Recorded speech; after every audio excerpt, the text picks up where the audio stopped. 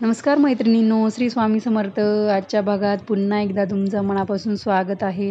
आणि आजही आपण नेहमीप्रमाणेच सोप्या, सुंदर आणि पटकन होणाऱ्या 4 रांगोळ्या बघणार आहोत. तर ह्या 4ही रांगोळ्या तुम्ही नक्की ट्राय करा आणि व्हिडिओ न स्किप करता बघा.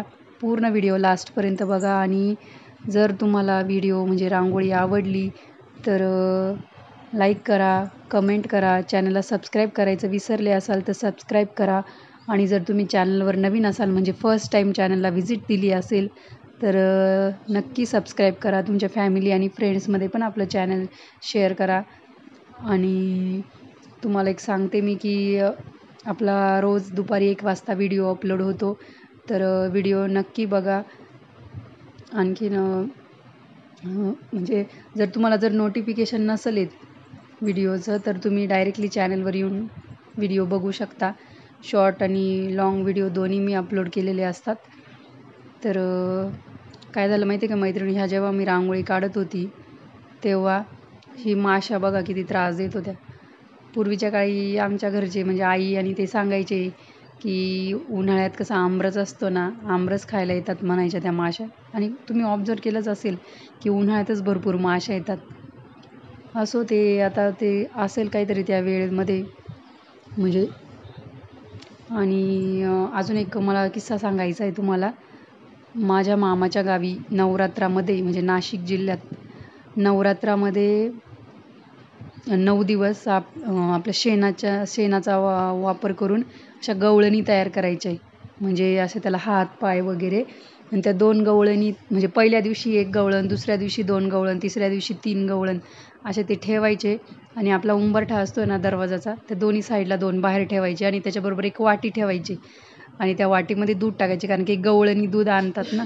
म्हणजे एक दिवस अशी गवळण वाढवत जायची. आणि दोन्ही साईडला समजा आज दुसरा दिवस आहे, दुसरी माळ आहे नवरात्राची, तर दुसऱ्या दिवशी 2 गवळणी दोन्ही साईडला म्हणजे 4 अशा 2-2 बाजूला, तिसऱ्या दिवशी 3-3 असे ठेवायचे. आणि शेवटच्या दिवशी एक मोठा दसरा बनवायचे, त्याला हात पाय वगैरे आणि पोट असे बनवायचे. आणि त्याच्यावर एक असे वाटीचा आकार बनवायचे, त्याच्यात दूध टाकायचे.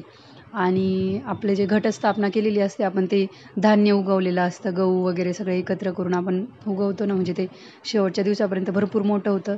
तर ते शेवटच्या दिवशी त्या दसऱ्याच्या पोटात ठेवून द्यायचे, म्हणजे दरवाजासमोर. आणि त्याच्या भोवती रांगोळी काढायला लागायची. तर मी लहानपणी अशीच रांगोळी काढायची त्या दसऱ्याभोवती. आणि तो शेणाचा असायचा, त्यामुळे ते गावाकडे भरपूर असे डुक्कर आणि असे गायी यायच्या. ते डुक्कर काय करायचं, ते शेणाचा तो दसरा केलेला तो पण खाऊन टाकायचे. आणि बाजूची माझी रांगोळी पण मिटवून टाकायचे. मला इतका राग यायचा ना. आणि सेम दसऱ्याच्या वेळेस गायी काय करायच्या, आपण झेंडूच्या फुलांच्या माळा वगैरे तयार करतो आणि रांगोळीमध्ये पण कधी कधी झेंडूचे फुलं वापरायचो ना, तर ते खाऊन टाकायचे. म्हणजे रांगोळीचं पण सगळं खराब करून टाकायचे. आणि हे पण म्हणजे असा एक किस्सा आहे. पण आजकाल मला नाही वाटत ते गवळणीचा प्रकार कुठे केला जातो. मी माझ्या मामीला पण विचारलं तर ती पण नाही म्हटली की आता नाही करत, कारण की आता शेणच भेटत नाही म्हटली. म्हणजे असतं बरं का. पण आता कसं जशी जशी आपण पुढे चाललो आहे, आपली पिढी मागचं सगळं विसरत चालले. असो, पण पूर्वीच्या काळी असं केलं जायचे. तुमच्याकडे पण असं गवळणी करायच्या का? म्हणजे नाशिककडे तर करतात एवढं माहिती, बाकीच्या भागांचं नाही माहिती. मराठवाड्यात तर नाही करत. माझं माहेर मराठवाड्यातलं आहे ना, तिकडे नाही करत. तर असे किस्सेत खूप रांगोळी वगैरे रिलेटेड, मी तुम्हाला ते नक्की सांगेल. अशा पद्धतीने बघा मैत्रिणी, आपली तिसरी रांगोळी पण काढून झालेली. आणि ही शेवटची रांगोळी आहे. या 2 शेवटच्या रांगोळ्या मी कलरमध्ये काढल्यात. हा जो कलर होता आकाशी खूप जाडसर होता, पण तरी मी त्याला म्हणजे काढली, छोटीशीच काढली ही पण रांगोळी. ॲक्च्युली ते काय झालं होतं, माझी व्हाईट रांगोळी ना काढता काढता संपून गेली होती. आणि व्हाईट रांगोळी दुसरीकडे ठेवलेली होती आणि तिथे माझ्या मुली होत्या. मी जर ती रांगोळी घ्यायला गेली असती मग त्या पण माझ्या मागे मागे आल्या असत्या. त्यामुळे मी कलरनी रांगोळी काढून टाकली. ती बघू शकता तुम्ही. ती पण खूप सिंपल सोपी रांगोळी आहे. तर रांगोळ्या नक्की ट्राय करा. आणि मला कमेंटद्वारे कळवा की कशा वाटल्या रांगोळ्या काय. व्हिडिओ नक्की पूर्ण बघा मैत्रिणींनो. अशा पद्धतीने थेंब वगैरे काढून घेतले आणि असं पानांचा आकार दिलाय बघा.